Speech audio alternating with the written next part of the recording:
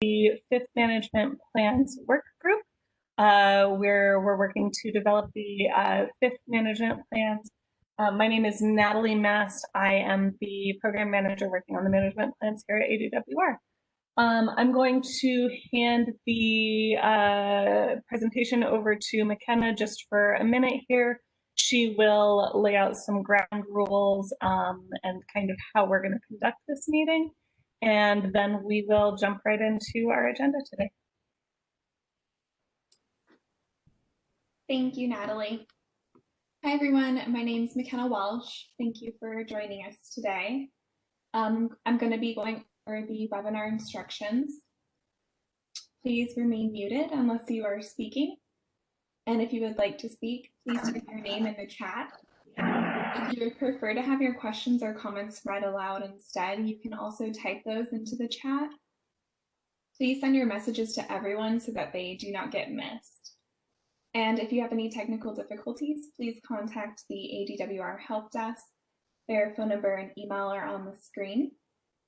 And this meeting and the chat will both be recorded. Next slide.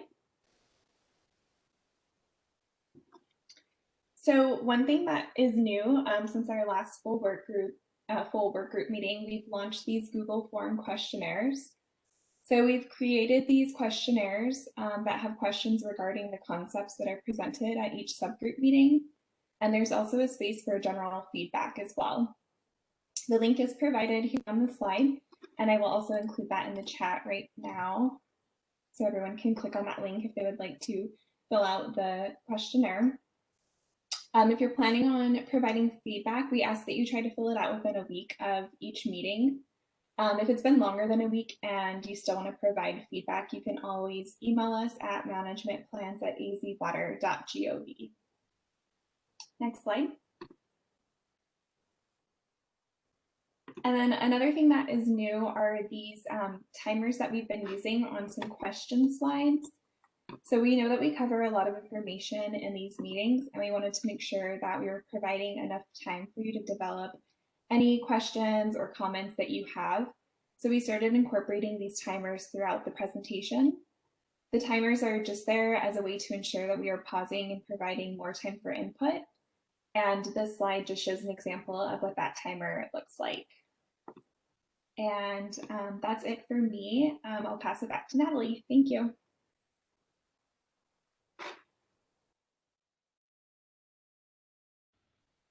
Thank you, McKenna. All right, so as I said, this is a meeting of the Fifth Management Plans Work Group. My name is Natalie Mast. You just heard McKenna Welsh. McKenna is going to be kind of running the technical pieces of our webinar today, helping with muting or unmuting people, that type of thing. We also have Maggie Martin on the webinar today. She's going to be helping with managing the chat box that McKenna just talked about and helping with any questions or comments that may come in. And we also have Amanda Long Rodriguez on the webinar today, helping with talking through updates of some of the subgroups. So we have a lot of people who help out with these meetings. I want to very much thank them and all of the work that goes, thank them for all of the work that goes into these meetings. So you can see our agenda for today on the screen. We're going to be talking a little bit about some of the process and the timeline for the Fifth Management Plans, and also ways that we're working through this process to be communicative and transparent, despite our obviously challenging circumstances. After that, we will provide some updates from each subgroup. And throughout the meeting, we will allow time for additional questions, comments, that kind of thing. So with that, we will go ahead and jump into our first item here. So I do want to talk a little bit about the timeline and the process for the Fifth Management Plans. Given our current circumstances, we do realize that everything feels a little bit more tenuous. We wanted to come back to our original timeline for this group, and talk a little bit about our plans going forward and what that looks like. So the timeline you see on the slide is nothing new. We've been using the same graphic since the beginning of this group. Many of you have seen this many times at this point. So just a bit of history, a bit of kind of where we've been to where we are. ADWR added additional staff dedicated to working on the management plans in March of 2019. And our first task was to assess the status of the management plans and to create a work plan for completing the remaining fourth management plans and then developing the fifth. So this timeline was a result of those initial discussions with the director, with AMA staff, and this was designed to be an aggressive but realistic timeline with the ultimate goal of those 5 MP conservation programs becoming effective on January 1st, 2025. So in order to meet that timeline, we set a target to complete the adoption of the remaining fourth management plans by the end of this calendar year. We are on track to achieve that. Not without some significant effort, but we are on track to achieve that. We have the hearing for the Pinal Active Management Area Fourth Management Plan later this week, and we will soon announce a date for the Santa Cruz AMA Fourth Management Plan hearing in late September. So at the same time, we were considering the completion of the fourth management plans and how we would go about that. We also introduced this work group. ADWR led stakeholder forum for the development of the fifth management plans. So we recognize the need to educate and start some hard conversations we would need to do here. So we introduced some small incremental changes to the remaining fourth management plans with the intent of making bigger changes in the conservation programs in the fifth management plans. And many of you have been a part of those conversations ongoing. I think we've made a lot of progress on finding where we can make those bigger changes for the fifth management plans. So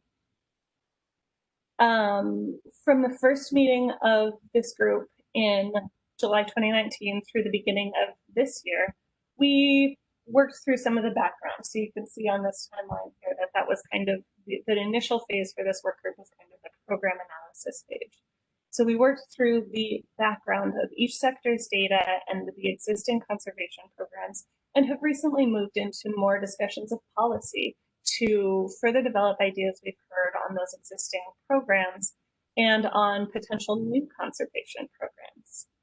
In some of our subgroups, we seem to be getting close to kind of wrapping up. And in some cases, it seems like there is much more work to do. We'll provide additional detail on the progress in those subgroups a little bit later in the meeting. But I think it's important that we recognize that each subgroup is a little bit different. We did recognize at the beginning of this whole process that, and even more so with our current circumstances, with the onset of our current realities, that completing these work group discussions by the end of 2020 was going to be an aggressive goal.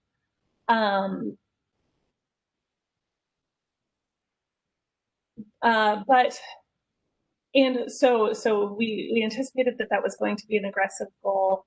And we also anticipated that some of those discussions, some of those subgroups might spill over into the beginning of 2021. We do still anticipate that some of those are going to spill over into 2021. But despite pausing our meetings here for about a month back in March, we are still on track to meet that timing, which would allow management plan staff to take much of 2021 to draft the fifth management plans, to adopt those plans in 2022, which puts those conservation programs that we are discussing here into effect on January 1st, 2025. So that's our target here. That's the timeline that we're working toward. As I said, we do anticipate needing to continue discussions into 2021, but we want to keep moving these conversations. We need those conversations to keep progressing in order to meet that 2025 target. So in short, we don't want to drag our feet here. We don't have time to delay. We need to keep moving forward.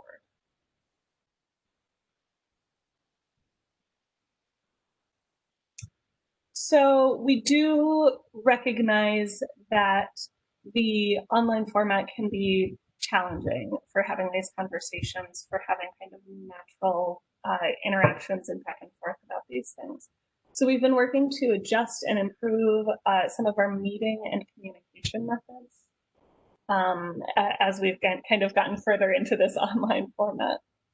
From the beginning of this group, we've always communicated that it was intended to be a stakeholder forum and an opportunity for collaborative idea sharing and feedback on these conservation programs. We do still intend for that to be the case. And as we move further along in this process, those ideas and that input are even more critical. As such, we have been working very hard to consider this meeting format to be responsive to questions and requests and to be as communicative and transparent as we can as we work through these issues. We've been learning as we go. Like many of you, are figuring out our best practices for online meetings and adjusting our methods as we go. And we are attempting to adjust where we hear suggestions or see issues that we can correct. One way we've been doing this, particularly as we move into the program development phase of this, is through a little bit of repetition. One thing you've all heard me repeat at this point is that our guiding principle here is reductions and withdrawals of groundwater. But we've also built that repetition into the structure of our meetings. Each meeting begins with a quick view of where we've been, and each meeting ends with a quick view of where we're going. When we introduce new proposals, we often first mention the concept and then detail that concept at a next meeting, and then allow time for additional questions and development at the meeting after that. So we're trying to allow space for people to reach out to us with questions, to refer back to their presentation, to reach out to their colleagues and have discussions about the concepts, and to generally digest the proposal. So that they can come back with coherent and well-formed and thoughtful responses and comments on this. So we're trying to allow that space and time for additional comments, while still progressing forward in those conversations and development of those programs.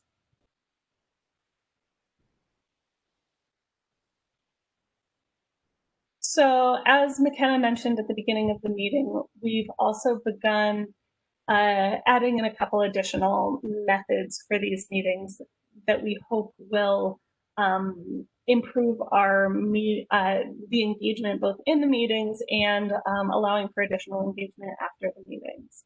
So we've begun adding in timers for pauses in our meetings. I'll use one of these in a few minutes here.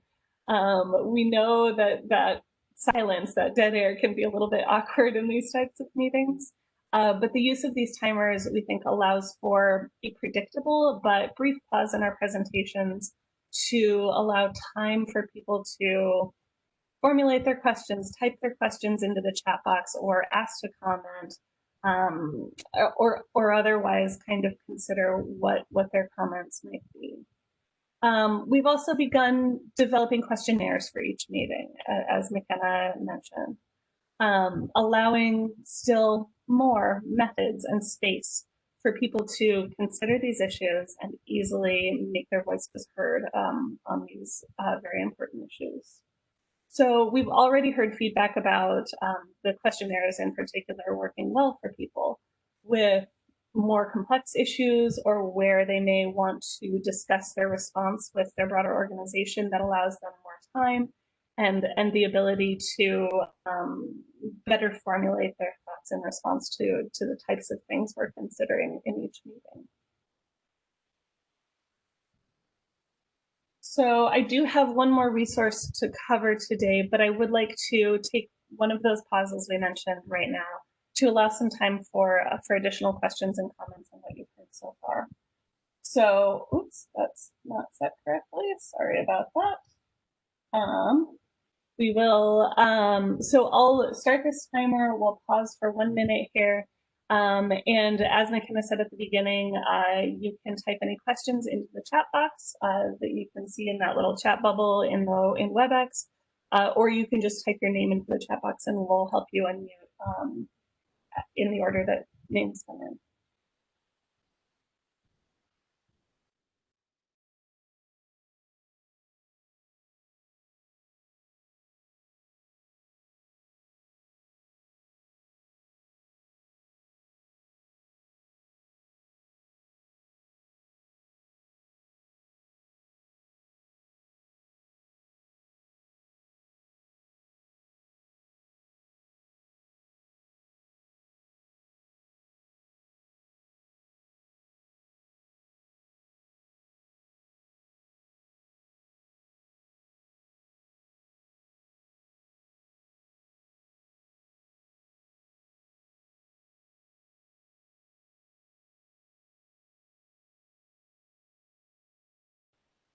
Okay, so sorry, excuse me, Maggie, did we get any questions that came into the chat box on your side?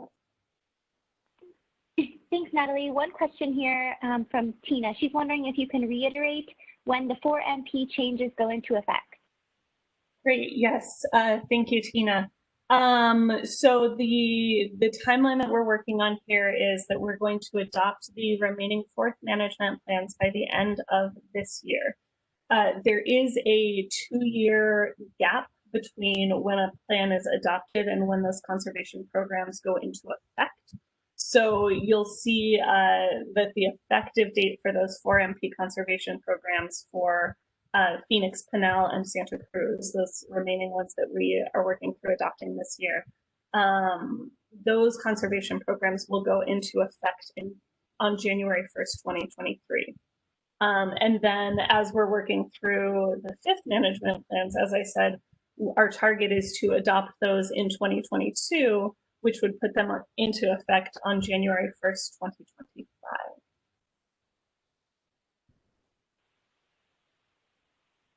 Did we have any other questions? Thank you, Natalie. No additional questions or comments. Okay, thanks, Maggie. Okay, so I'll go ahead and move on to the next item. This next item is something brand new, and it's something that we are very excited to be sharing with all of you today. So this, we have created a 5 MP 5th management plans concepts webpage. The intent of this page is to put information about each concept or proposal that we're discussing here all in one place to make it easier for someone to get caught up or find more information about a specific concept. We will also use this page to post any written comments that we receive. So I'm going to switch over to that web page here so you can see. So this is actually the web page that is available on our website, on ADWR's website. If you navigate to the 5th management plans page on ADWR's website, you'll see this 5 MPs concepts link on the side, and that's how you can get to this page. So what we've done here is compiled all of the proposals and concepts from each of the subgroups all in one place. So you can see that we have drop downs for each of our subgroups here. And what we've done is, and then, okay, we have a kind of sub drop down as well for each concept. So you can see that for each concept we've talked about, we've provided links to the meetings where we've talked about that concept to provide a little bit of additional context on that item. we've provided just a very brief description of that concept. And we've provided dashboards or links to any additional information that we've provided through our subgroups.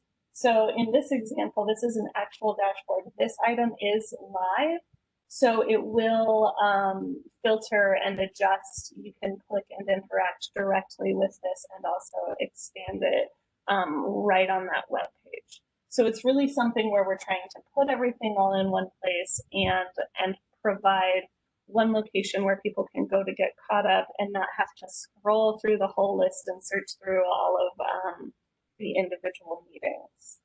So I'll just kind of go through each section here and just point out what we have here. So I pointed out this dashboard that is interactive. We also have a space for stakeholder comments. So we will be including the questionnaire responses, a link to the questionnaire responses here from each meeting. And if we receive any other written comments on that concept. So if you would like to submit comments, the best way to do that is either through those questionnaires or by emailing us at managementplans@azwater.gov. And we do have that email address on in each section of this page. So Amanda will talk through the tiers program and the integrated farm program a little bit later. So I'm not going to get into the details of those proposals at this point, but we do want to just emphasize that these are resources that are available and make sure that you all are aware of what is available to you and the ways that you might better engage.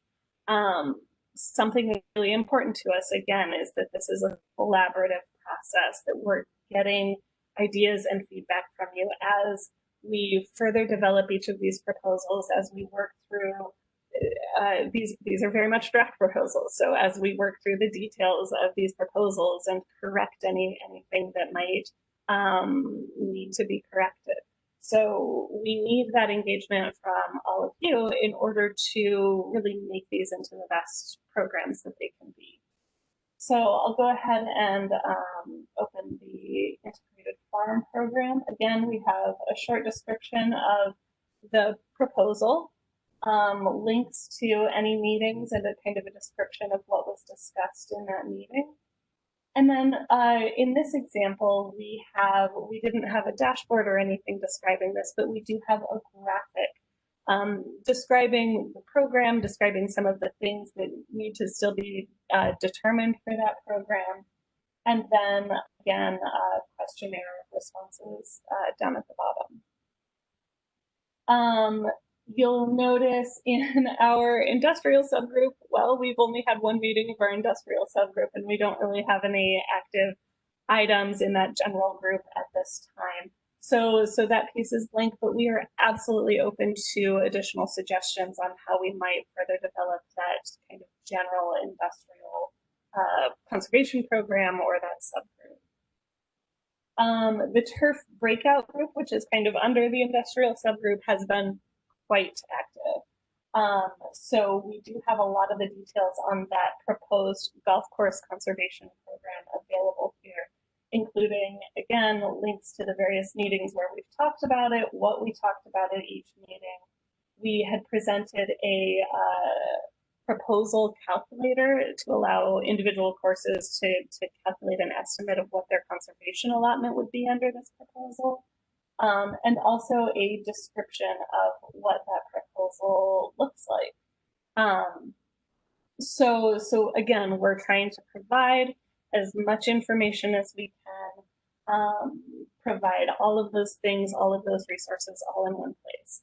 Most of this information is not new. Most of this you've seen before, was already available on our website, but we really, because we realize that our situation is challenging, because we realize that these conversations can be complex and difficult, we're really making a lot of efforts to create additional ways for people to be informed and engaged through this process. So in this example, we have received additional comments on the turf program and on this particular concept from a few of our stakeholders. So In addition to the questionnaire responses, we also had we have posted here some comments from other stakeholders who have reached out to us separately. And again, if you have a comment that you would like to make on any given concept, you can email us at any time at managementplans@azwater.gov. In the municipal subgroup, we've largely been focusing on the non-per capita program. Again, the kind of that standard beginning with a description and links to the meetings. And again, in this item, we did have a dashboard available. So that dashboard that we discussed at one of our previous meetings is available on this page for easier access to better play around with those numbers and those concepts. We do have a couple stakeholder comments here, both the questionnaire and the one from the city of Scottsdale. So you can see that there's a lot of information on this page and a lot of resources on this page. Finally, our last subgroup here is the Safe Field Technical Subgroup. We have kind of combined all of our concepts into one thing because Safe Field is complicated and everything's kind of tangled together. So this Safe Field section is pretty extensive, but we did provide a description of each meeting for a little bit easier reference. We know there's a lot of information, particularly in those sections. And then you also have access to that overdraft dashboard, which has a bunch of different pages that you can work through to see the different pieces of that methodology and that proposal. Again, we have the questionnaire and also other stakeholder comments that we have received. We also created a space for kind of general stakeholder comments on the fifth management plans as a whole. We are certainly seeking additional comments from people on general strategy around the fifth management plans and different approaches that we might take on the structure as a whole. So we would love to hear from all of you. I keep mentioning this email address, but we are more than happy to meet with people to discuss things or to take any comments or questions that you might have at that managementplans@azwater.gov email address. So yeah, so there is a lot of information here. We are planning to obviously update this webpage over time as we continue working through these discussions. We'll keep this updated with each meeting. But we are also open to suggestions on how we might improve this page. We've already heard a couple ideas on things we might add to this. So we would love to hear from all of you on how we might improve on this page, additional resources that we could have, or other ideas that you might have for improving the ways we're communicating and the ways we're helping all of you to be engaged throughout this process. So with that, I will switch back to our slideshow here. Whoops. And we'll pause for another minute to allow a little bit of time for questions or comments.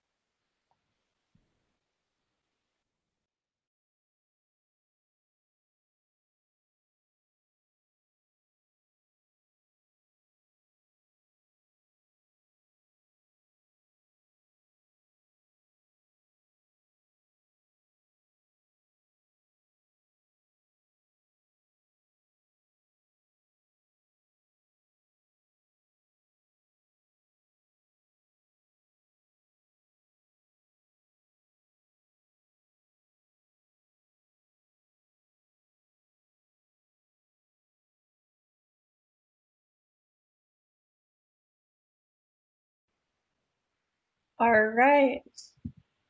Maggie, did we get any additional questions at this time? Yes, Natalie, thank you. Bree is wondering, is the management plan's email the best way to submit additional comments or feedback to be added to that page? Yes. So if there is something that you or your organization would like to add to that page, absolutely, that would be the best way to send that in. As I mentioned, we are planning to keep that web page updated as we receive additional feedback and as we continue to develop these comments. So we would welcome any additional feedback that people might have. And yes, the management plans at azwater.gov is the easiest way, the best way for those comments or any other items to come in.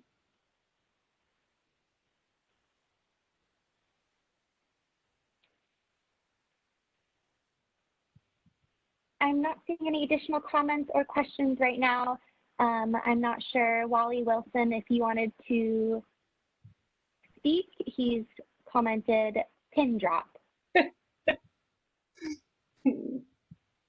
But maybe it's just no. Nothing additional though. Great, thank you. And thank you, Wally, for for lightening the mood a little bit here. So we will go on and move into the next section of our presentation here. There we go. So what we're going to do now is work through each of the individual subgroups and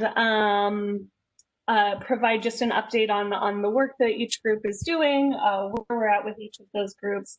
And you know, we can reference back to that webpage that I just talked about. We would encourage you all to check out that webpage, and if there's something that you feel like you're behind on in a given subgroup, look through those concepts on that webpage and let us know if you have any questions. So, so in our management plans work group, this group, we at the beginning laid out 3 goals: assessing the existing conservation programs, updating our existing management strategies, and developing new management strategies. So we have moved into these bottom 2 bullets here of those goals. We've been having a lot of conversations about improvements and updates for each of these conservation programs and for new conservation programs that we might develop. The subgroups have been making a lot of progress, have been doing a lot of work, and are working through the details of the various proposals out there. So we hope that some of the things that we've touched on already throughout today's meeting will help to kind of further facilitate those conversations. What we will do next, as I said, we'll provide a status of each subgroup. And then when we get through all of those subgroups, again, we'll allow additional time for questions. Please do feel free to enter any questions in the chat as we go, but we will address all of those kind of at the end. So we'll start with the municipal subgroup. So the municipal subgroup at this point has largely been focusing on the non-per capita program. Our work there has been kind of in focusing on 3 aspects of that program. First, working through the individual BMPs. Do these need to be edited? Are there some missing? Are there some that should be removed? Second was the BMP categories. Is this category structure correct? Should we assign requirements for individual categories, mandating a minimum number of categories from which you get your points, or maximum and minimum points for each category? We're still kind of working through the details of all of that. Then the third aspect that we're kind of working through is provider tiers. Are our tiers defined correctly? Should we have an additional tier? How do we assign the points targets for each tier? So it's it's a complicated program, as simple as it could seem, but there's a lot of pieces here that are all kind of starting to come together into a final proposal for that non-per capita program. So we do have some work, quite a bit of work to do still in that group, both in finalizing kind of some of those details that I just mentioned, the tiers and the points targets, and finalizing a potential new category that we'll be adding to that BMP list. So we've got some more work to do on the non-per capita program, and we still need to begin having some conversations on the GPCD program. So as I mentioned, there's a fair amount of discussion still to be had on the municipal subgroup. Our next meeting is on September 14th. And in that meeting, we will plan to continue that work, continue those discussions of the BMP categories and tiers. And at that meeting, we do hope to do an initial introduction to some of the discussion on the GPCD program. We'll likely have our main discussion on the GPCD program at a future meeting, but we want to at least start introducing some of the ideas we've heard and some of the work that will need to be done on the GPCD program so we can get that going. So with that, I will move to the next subgroup and hand it off to Amanda. Good morning, everybody. My name is Amanda Long-Rodriguez, and I am the program coordinator for the Management Plans Group, and I'm going to go through the updates for the next couple of subgroups. So for the agricultural subgroup, we have had 2 meetings since the last full work group meeting. One meeting was by stakeholder request, and in this meeting we covered additional data related to the BASE and BMP conservation programs. The statute indicates that these 2 programs should be designed to be at least equivalent to each other. So we reviewed additional data comparing the conservation equivalency of the BMP and BASE agricultural conservation programs. And we did this in a couple of different ways. We looked at it by total water use, also by irrigation acre. We also looked at it by actively irrigated acres, so that's the removal of acres that are fallowed. And then we also considered this by groundwater use. And ADWR's analysis found that the BASE and BMP conservation programs were not achieving equivalent conservation. So with this in mind, in the next meeting, we introduce items that might help to bring the BMP program closer to conservation equivalency with the BASE program. One way we talked about doing this was to introduce tiers into the program. So this is similar to what is done in the municipal program. Different tiers would have different point targets. In the Muni program, the tiers are done using service connections, and in the egg program, we don't have service connections. So in this meeting, we discussed potential ways that we might set tiers in an egg program. This could be done by irrigation acres, by actively irrigation acres, or maybe by acre feet per acre. We introduced that dashboard that Natalie showed in that concept section that showed how many IGFRs might fall in each potential tier if we used acre feet per acre as an example. So if we move forward with this modification to the BMP program, there are still many details we would have to consider, including how we should set the tiers and then what points targets should be in place for each tier. And of course, we welcome any feedback or ideas that you might have on that. In the second meeting, we also introduced a potential conservation program that would be a new program and an alternative to participating in the BASE or BMP program. This program, which we're calling the Integrated Farm Program, allows multiple IGFRs under the same owner-operator to combine their allotments, and then also it allows flexibility on where that allotment might be used. So this program would also include a cut to the aquifer. There is still a lot that needs to be determined in this sort of a program, including how IGFR allotments could be combined. what the cut to the aquifer might be, and how we would handle flex credits, and then also how you would enter and exit the program. So I've said there is still a lot of details that have to be worked out for both the BMP program modification and the integrated farm program if we do decide to move forward with them. Everything that we've discussed so far in the work group is still in draft form. And we still and will continue to welcome feedback on these concepts and the details of these concepts. And we'd be excited to hear any other ideas that stakeholders and the regulated community might have on these ag conservation programs. In the next meeting on September 2nd, we will continue to work through the details of these programs. And then also I did want to mention that both of these concepts, as Natalie showed earlier, are both included on that 5MP concepts page. If we could go to the next slide, please, Natalie. All right, as Natalie mentioned again, we have only had one industrial subgroup meeting, and that was back in September. At this meeting, it was recommended that we have a breakout group for the turf related facilities. And so at this point, we don't have any plans for an additional industrial subgroup meeting. However, we are willing to have a meeting for this group if we find that it's necessary. And you're welcome to let us know here in this meeting if you do think it's something that's necessary. This is also something that we have included as a question in the Google Forms questionnaire. You can move to the next slide, Natalie. Thank you.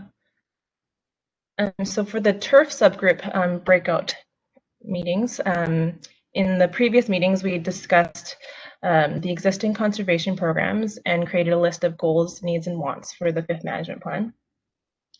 The turf program for the golf courses, if you ever looked at it, is incredibly complex and can be difficult to understand.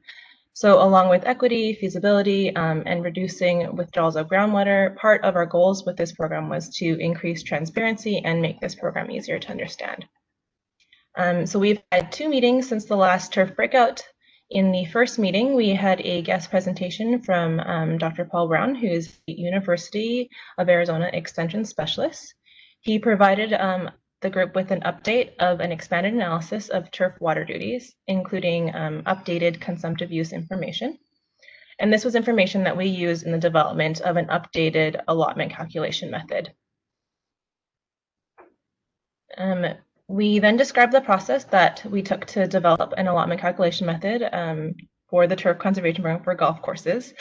And we included how we use the information from Dr. Brown, and then we also talked about the multiple methods that were considered before we landed on a proposal, which we also introduced in this meeting.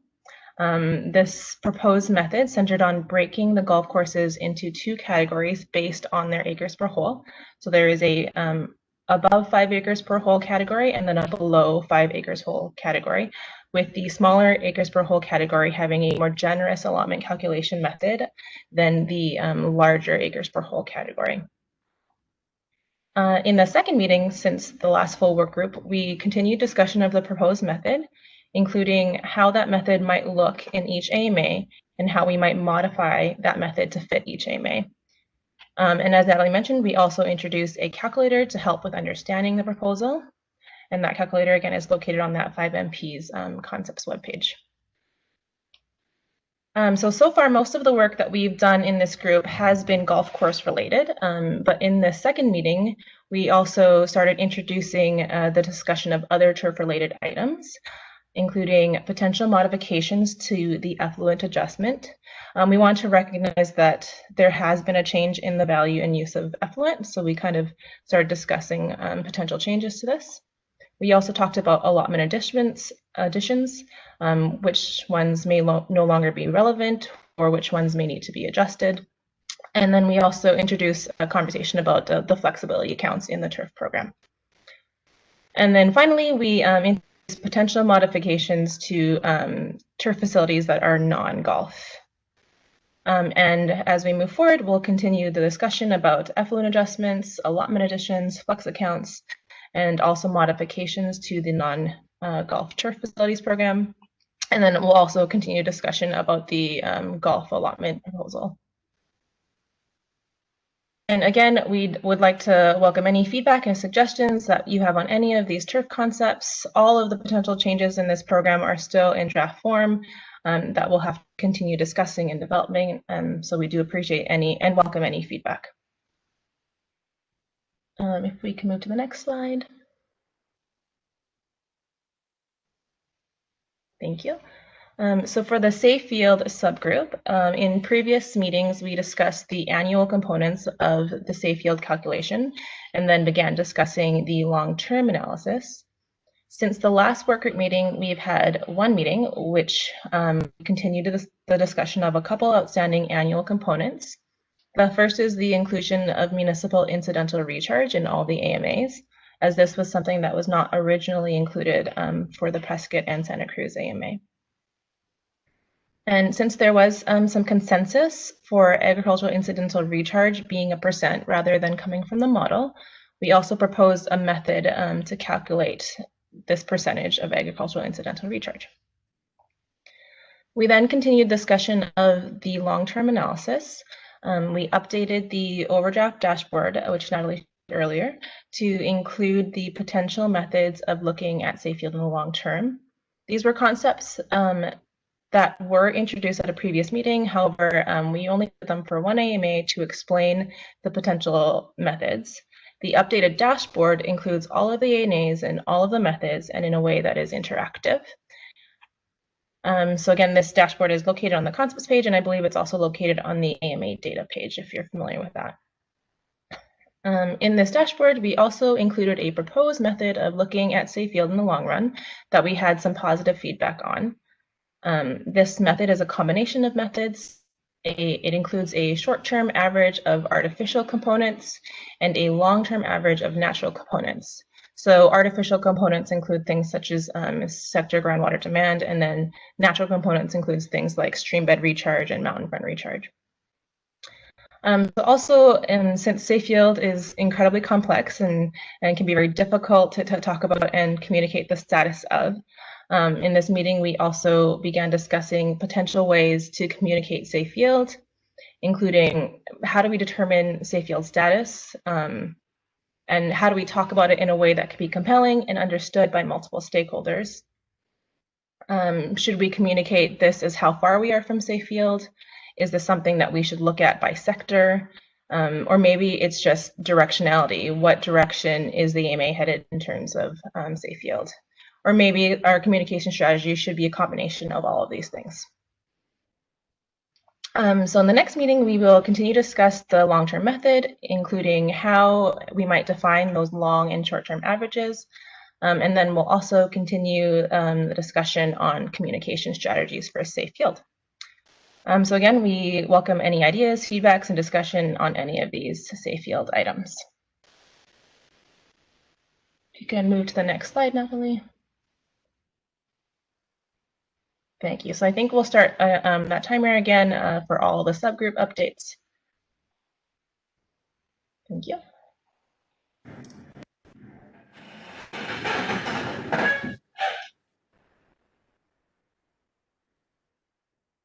Ms. Long Rodriguez, this is Scott Riggins calling. I have a verbal question for you. Sure, Scott. Yes, I was just wanting to make sure I heard something correctly when you were discussing equivalency in the ag subgroup heading of the BMP program and the base program. You stated unequivocally that the department has decided that the BMP program and the base program are not do not meet equivalency standards. Is that how I heard that? Sure, Scott, I can jump in here. This is Natalie. So we did dedicate most of a meeting to that particular topic. I would encourage you to go to that 5MP webpage. I'm not recalling off the top of my head what the date of that meeting was, but we do have that, I believe, listed on that 5MP webpage. What we determined through our analyses, through every way that we could come up with looking at that data, is that the current BMP program was not currently achieving conservation equivalent to that of the base program. So we are moving forward with determining ways that we can find to adjust that program, to improve upon that program, and to encourage further reductions of withdrawals of groundwater through that program. That's kind of been our guiding principle here, is that reductions of withdrawals of groundwater. So we're going to look for how we might further encourage those reductions in withdrawals of groundwater through that program for the management. Well, you might reference a meeting where some of this was talked about, and I certainly don't know any of these meetings that I've missed, but I will state unequivocally that the regulated community in the Pinal AMA in the agricultural sector has not had a meeting where they have discussed the absolute decision that the department has just decided that the BMP program does not meet equivalency. There has been discussions on it, but you unilaterally coming up with a decision that that's just the way it is a very interesting news item to me today. I can provide you with a link to that particular meeting, Scott. What we've been working throughout this work group process is a public process, a stakeholder process for all 5 AMAs. There have been Pinal stakeholders at each of those meetings, so I'd be glad to further discuss this with you, but where we're at in this process is that we need to continue moving forward. So we have done our analysis on that program. We have presented what ADWR's analysis of that program is, and now we're moving forward with the policy discussions of how we improve upon that program in response to those analyses. Well, I thank you for the opportunity to spend time listening that we describe as. Thank you of having the ability of people to make comments. Those comments go in, answers sometimes come back, sometimes they don't. They're not very often tied to the individuals who make the comments. But we are in a situation now to where in the Pinal AMA, in the agricultural community, there has been no relevant public process for us to discuss these issues.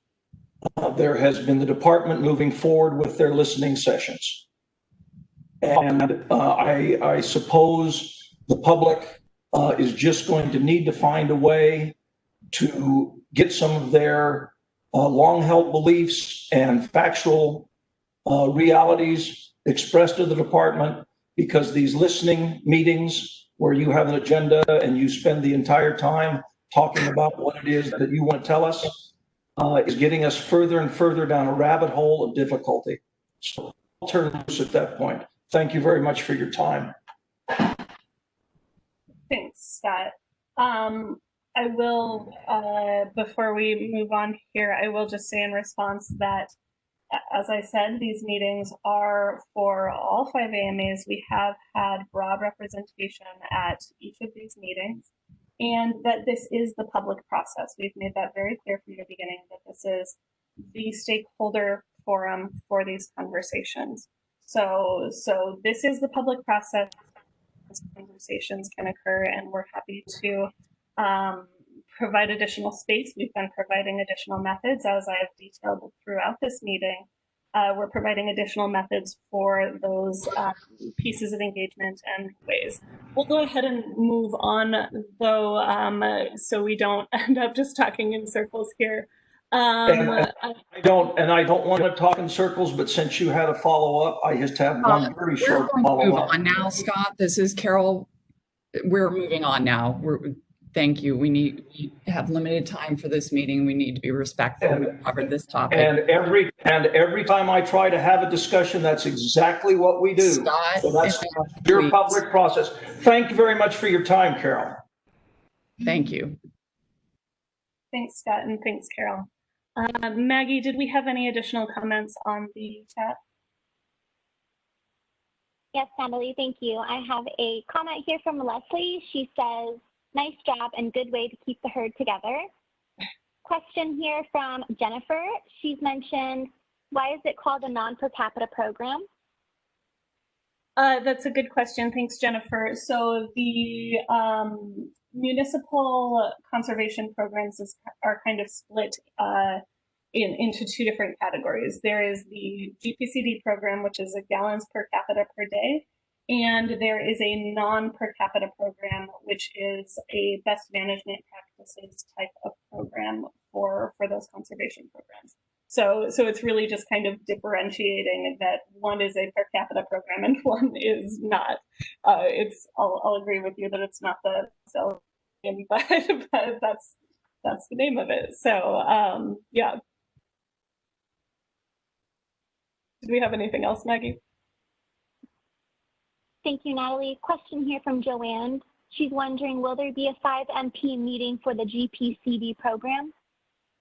Yes, thank you, Joanne. We do intend to have a meeting discussing the GPCD program. I think I mentioned briefly in the summary of the municipal program that we'll start to introduce some of that conversation at our next meeting.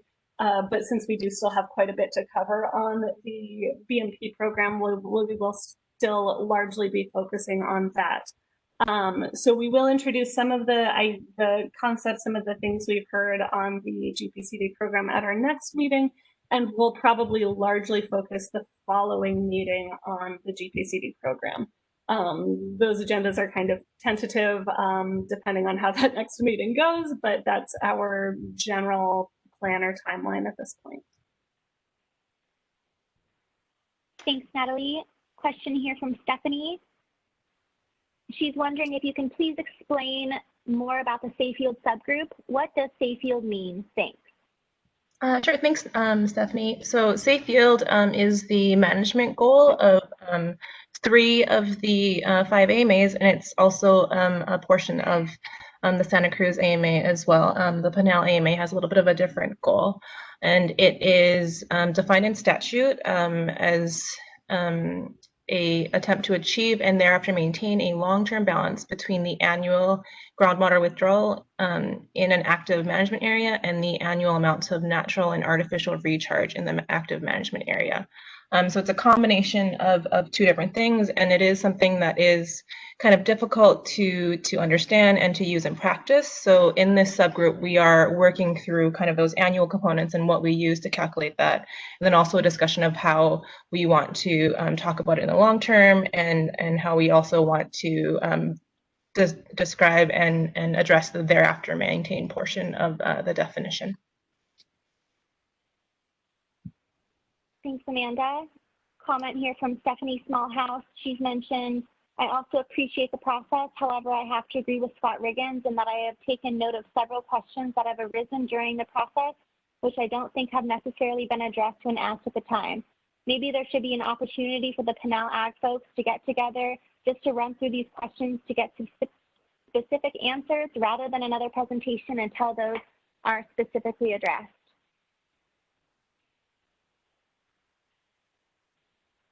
Thanks, Stephanie. We are definitely still continuing in our discussions of that process and in our discussions of the types of things that we'll be adjusting in that BNP program. But as I mentioned, we do intend to, we have presented our analysis of that program with maybe the exception of if there was some fatal flaw in that analysis. We are intending to move forward and find areas where we can improve upon that BMP program for the 5th management plans and find ways that we might be able to bring those to the base program and the BMP program closer to equivalency. Thank you for that. Do we have any other questions, Maggie? Thanks, Natalie. Question here from Melinda. Did all of the AMA management plans have the same language that said something about a municipality would need to apply to be on the GPCD program or automatically be moved to the non-per capita program? Yes, so that language is the same in all of the management plans. the exact language in the statute is escaping me right now, but there is some statutory language that essentially makes the GPCD program the default for designated providers, and the non per capita program the default for undesignated providers. So we have kind of just stuck with that. We have had to follow that pattern in the management plans because of that statutory language. So yes, that language is the same in all 5 fourth management plans, and I imagine that that's going to carry through to the 5th management plans as well. Thank you, Natalie. I'm not seeing any additional questions or comments. Great. Thank you everyone for your questions and comments so far. We do appreciate all of your engagement here. We know that there is a lot going on, so we do very much appreciate the level of participation we've had throughout this process. We do have a number of upcoming meetings. Our next meeting of this group will be on December 9th.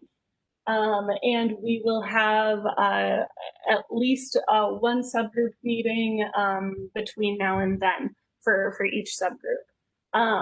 We kind of, as we're working through these issues and as we see the need, we may schedule additional subgroup meetings that you can see on the screen here, the dates for each of those additional subgroup meetings. We've already kind of discussed what is upcoming at each of those subgroup meetings. And we are making an effort to provide agendas for each of those meetings about a week ahead of time. And also, as we mentioned, provide all the background information for each of those subgroups on that 5MP Concepts page.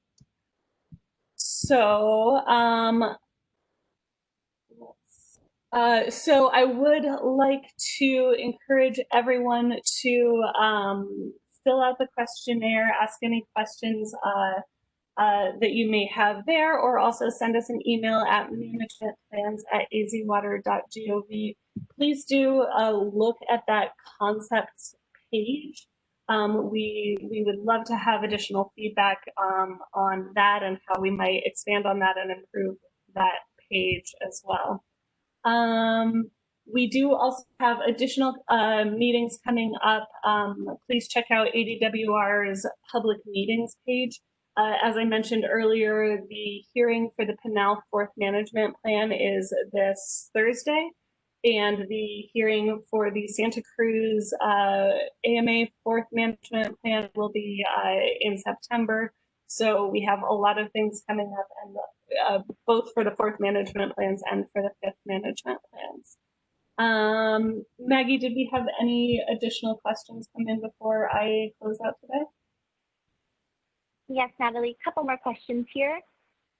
Jennifer is wondering, regarding points being assigned in the non-per capita program, what do these points mean? Cities are required to meet certain targets. What happens if they don't?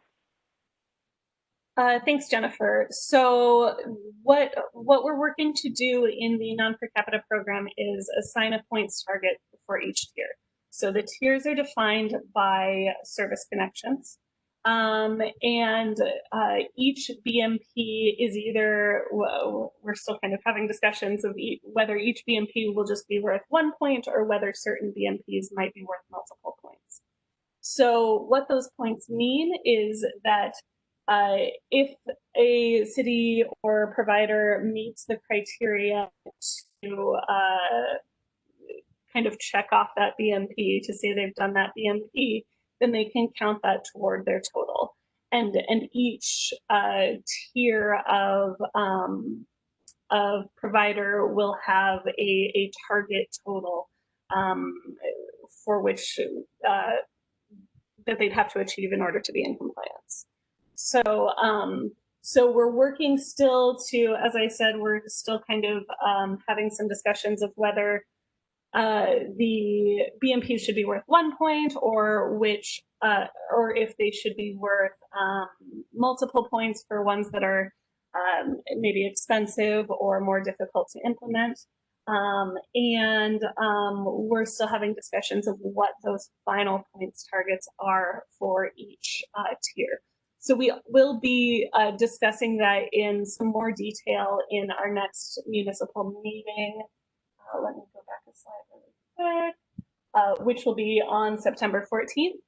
So I would encourage you to attend that meeting and kind of work through some of those details with us at that time.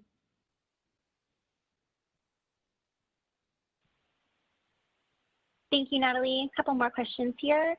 DC Robert is wondering, has the notice for the Ag subgroup meeting been sent out? McKenna, can you, I don't think we've sent out the reminder email for that. Can you confirm that for me? Yes, that's correct. No, we have not. Okay.